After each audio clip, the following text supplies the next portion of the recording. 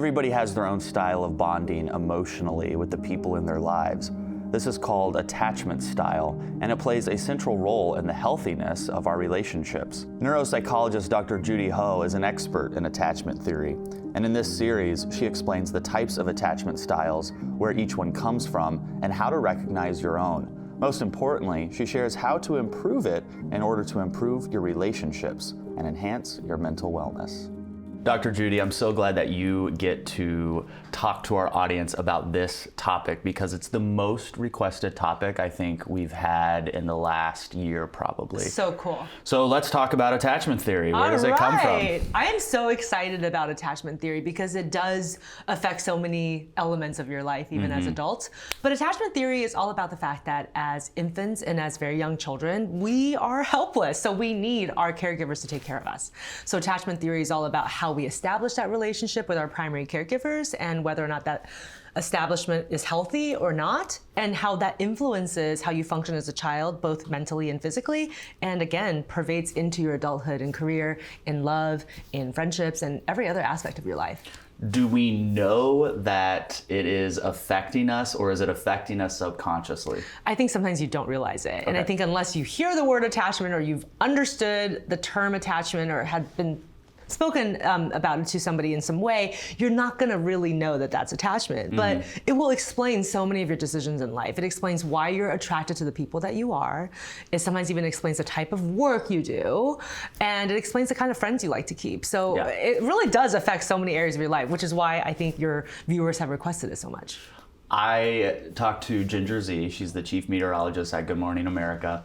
And in her book, she mentioned that part of the reason she wanted to get into weather and become a scientist and be on television was to get this approval from her parents, because they always grew up watching the Weather Channel or watching the weather on TV. And she goes, well, if I'm on TV, then they will sit and watch me and I can add benefit to their life. And she goes, so here I am. I learned in therapy. I built an entire huge career based on this deep want to get my parents' approval. Right. Yeah, it totally makes sense. And she has really good insight about that. And I was going to say, too, that people who've been to therapy generally know the term attachment, because probably at some point your therapist has mentioned it to you.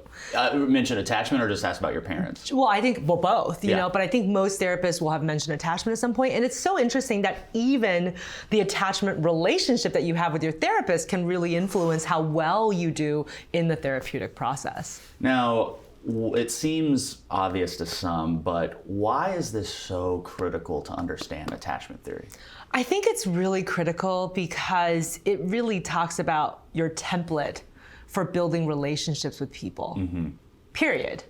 Because the relationship that a baby builds with its primary caregiver is literally the most important relationship at that time. And then over time, you still use that template. Even if as adults, you're no longer the helpless baby, you still use the same template over and over, because our human brains are so much better at a process called assimilation, which is whenever there's new information that comes in, you still absorb it into your existing schema or your existing worldview. And that gets established from your very first important relationship.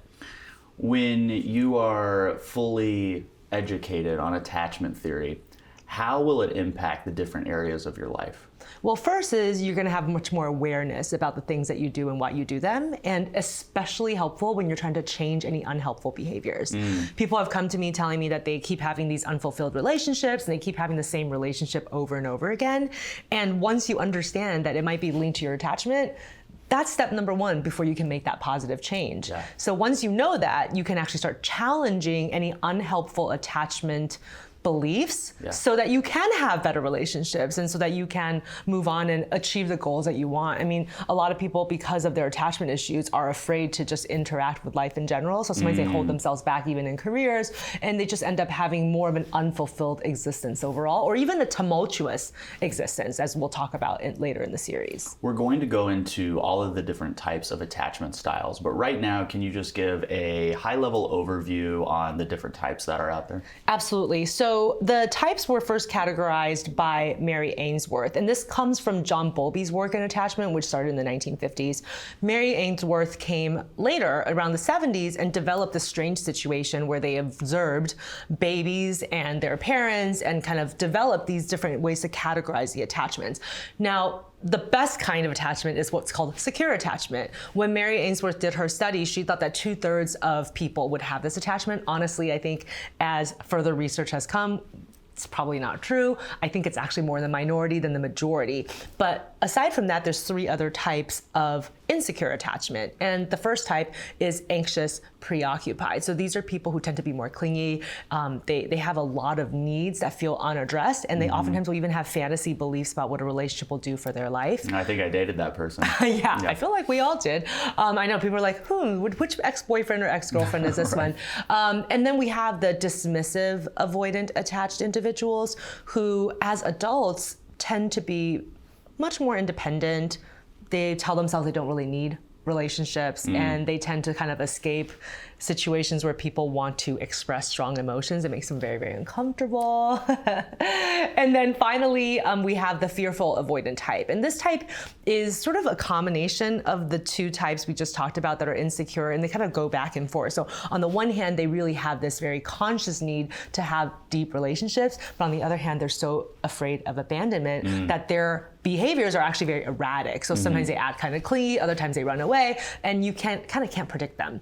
And then, of course, going back to the securely attached, the whole idea is that these guys are able to be flexible in every relationship. They treat each relationship as it is, and they have flexible problem solving as opposed to this one-way approach to try to get their needs met.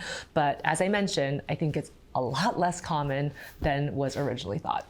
Can people have a mixed bag of attachment styles?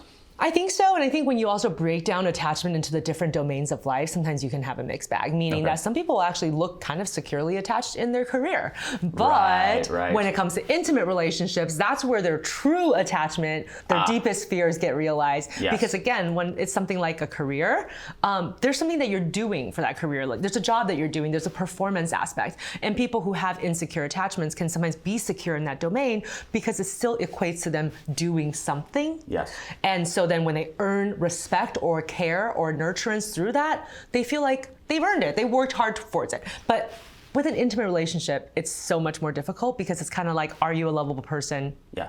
at all? Yeah. Even if you do nothing. And that's where people's deepest fears lie, is their Yes. intimate relationships, because there's no place to hide.